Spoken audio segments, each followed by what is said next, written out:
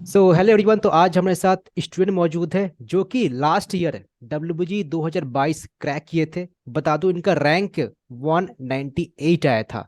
And right now ये जादवपुर में पढ़ाई कर रहे हैं CSC ब्रांच लेकर के।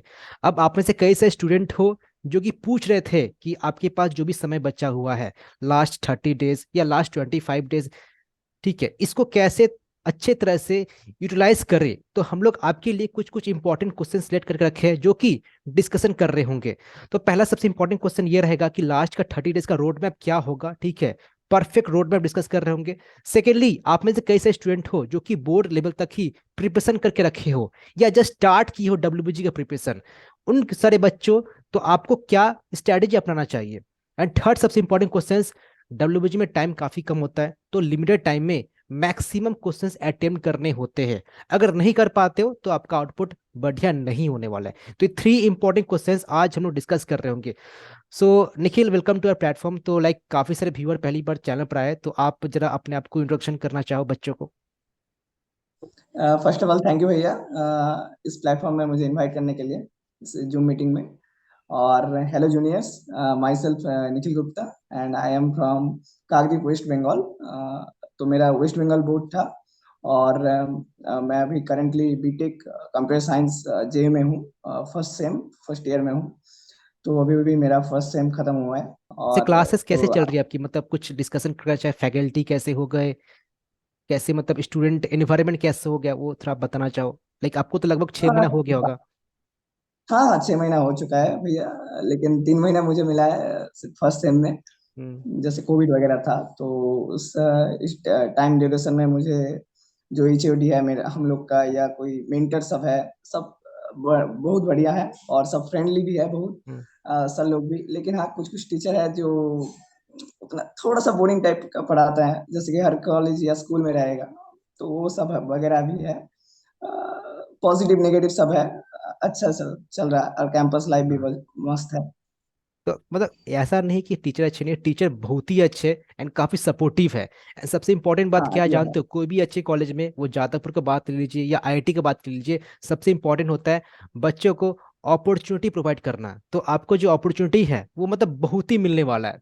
तो निखिल, सबसे पहला क्वेश्चन आपसे ये है कि आप जब WBG 2022 का प्रिपरेशन कर रहे थे, तो आपके पास जब लास्ट का 30 डेज बचा रह गया था, तो आपने क्या स्ट्रेटेजी अपनाया था सो दैट आपका जो रैंक है 198 आया। एंड सबसे इंपॉर्टेंट है कि देखो ये फ्रेशर थे, 12th अपियरिंग करके ही इन्होंने जादवपुर क्रैक किया है। तो आपका क्या स्ट्रेटेजी था उस वक्त। एक्चुअली मैंने, जब मेरा प्रिपरेशन स्टार्ट हुआ था, 11 के मिड टाइम से मैंने प्रिपरेशन स्टार्ट कर दिया था जे मेन और एडवांस के लिए। हम्म। तो इसीलिए खास लास्ट के टाइम में WBG के लिए उतना ज़्यादा नहीं पढ़ा था।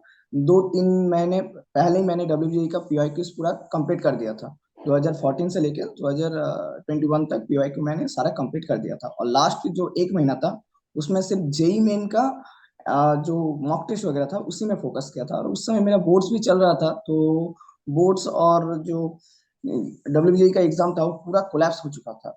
मतलब जब बोर्ड्स एंड हुआ था उसके 3 दिन बाद ही मेरा ये था, WBI का एग्जाम था। तो बोर्ड्स के अंदर ही मुझे करना पड़ा था PYQ वगैरह। सुबह में PYQ कर रहा था, और रात में जो मॉक टेस्ट वगैरह था उसे दे रहा था। और 1 और 2 दिन के गैप में उसे पूरा टाइम देखा, अच्छे से टाइम देखे कहाँ कहाँ पर गलती हुआ या कहाँ पर मैं बेटर कर सकता था।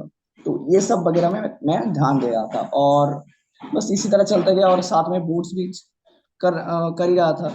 तो ऐसे हुआ था मेरा पूरा लास्ट का 30 डेज। और जहाँ जहाँ पर प्रॉब्लम हो रहा था, तो उस समय मैंने एक शॉर्ट नोट्स वगैरह बनाया हुआ था, तो उससे मैंने रिवाइज किया था कि ये भूल जा रहा हूँ मैं, इसे मैं फिर से करूंगा। तो यही सब वगैरह वैसे इसी तरह से पूरा कितना चला। क्वेश्चन सॉल्व किया करते थे हर एक दिन, जैसे मैथ्स का, फिजिक्स का, केमिस्ट्री का, पर डे कितना क्वेश्चन सॉल्व मतलब करना जरूरी है एक्चुअली, एंड आप कितना करते थे। नहीं, उस तरह का तो कोई ये नहीं है, फॉर्मूला नहीं है कि इतना क्वेश्चन करना ही चाहिए या ये सब वगैरह नहीं। एक सुबह में PYQs कर लिए, कुछ एक पर्टिकुलर चैप्टर उठा लिए तो उसका PYQ कर लिए। करीबन अच्छा क्वेश्चन 10-15 हो चुका है, वो हो गया। और लास्ट में रात में जैसे मॉक टेस्ट वगैरह दिया जेई मेन का, तो उसमें हो गया। उसमें रहता है 45 क्वेश्चन, तो मिनिमम 30 क्वेश्चन कर लिए, तो 30 एंड 20 50 क्वेश्चन हो चुका है। किस एक सब्जेक्ट का, तो इसी तरह से मैंने किया था। सबसे इंपॉर्टेंट क्वेश्चन ये है कि बहुत ही सारे स्टूडेंट हैं, मतलब जो कि डरे हुए हैं। डरे हुए इसलिए है क्योंकि उनका रिसेंटली भी बोर्ड एग्जाम खत्म हुआ है। आईसीएसई, सीबीएसई या जो स्टेट लेवल के जो एग्जाम है, उनका बोर्ड एग्जाम खत्म हुआ है just right now. And preparation अब जस्ट स्टार्ट करना चाहते हैं, ठीक है। एंड काफी सारे स्टूडेंट हैं जो कि पहले से प्रिपरेशन नहीं किए थे एंड जस्ट एक सप्ताह या 2 सप्ताह पहले पढ़ना स्टार्ट किए। तो उन सारे बच्चों के लिए क्या एडवाइस है? देखो, अब ये तो हम लोग नहीं बोल सकते कि आपका रैंक अंडर 200 या अंडर 500 आ ही जाएगा, लेकिन फिर भी हम लोग चाहेंगे कि आप एक अच्छे जगह पर पहुंच जाओ। तो आपका उनका क्या एडवाइस रहेगा उन सारे बच्चों के लिए? अब फर्स्ट ऑफ ऑल उन सारे बच्चों के लिए मेरा यही रहेगा ना कि इससे पैनिक मत कीजिए, क्योंकि शायद 200 2000 या 3000 जो रैंक आने वाले हैं डब्ल्यू में इस साल, वही सब पहले से अच्छे से तैयारी करके रखे हैं, लेकिन बाकी सब उतना अच्छे से नहीं तैयारी करे हैं। तो इसमें टेंशन लेने की कोई बात नहीं है, या पैनिक भी नहीं होना चाहिए। तो आप सिर्फ अभी इसी में फोकस कीजिए ना, कि मॉक टेस्ट वगैरह दीजिए और पीवाई क्यूज दीजिए। तो यही आपके लिए इनफ है, बहुत इनफ है। और इसमें आप एक अच्छा रैंक और अच्छा मार्क्स आपके अकॉर्डिंग आ सकता है। 6000 में अगर आ चुका है रैंक, आ जाएगा इससे अच्छे अच्छे से। तो मतलब ये अगर कोई अगर हो बच्चा चुका है तो अगर कोई बच्चा मॉक टेस्ट और पीवाईक्यू देता है तो उसका रैंक मतलब 5000 करीबन कंफर्म आ ही जाएगा। एकदम एकदम इसमें कोई हाथ बार नहीं है, क्योंकि आप पहले से बोर्ड का अच्छे से प्रिपरेशन करके रखे हुए हैं ना। हम्म। तो इसमें हो सकता है।